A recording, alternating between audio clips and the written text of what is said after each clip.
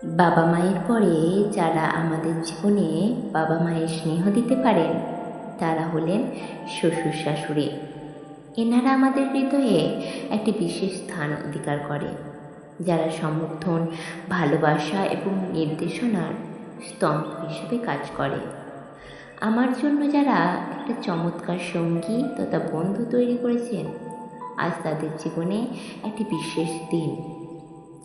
আজ এমন একটি দিন যেদিন আমার শাশুড়ি মা এবং শ্বশুরমশাই একসাথে পথ চলার অঙ্গীকার নিয়ে বিবাহিত জীবন নামক অধ্যায়ে পা রেখেছিলেন। আর আজ সেই অঙ্গীকারবদ্ধ দুটি প্রাণ ৩৫ বছর অতিক্রম করল।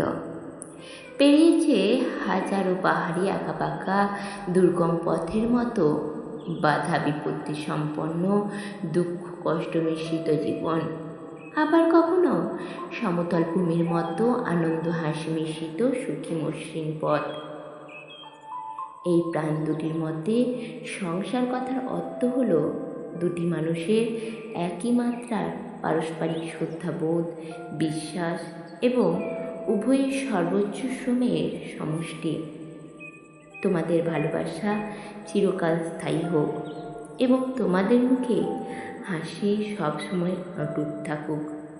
তোমরা দুজন এইভাবেই একে অপরের পরিপূরক ও সমর্থক হয়ে আমাদের জীবনে বটবৃক্ষের ন্যায় ছায়া প্রদান করে যেও। শুভ বিবাহবার্ষিকী বাবা মা, তোমাদের সুস্থতা কামনা করি।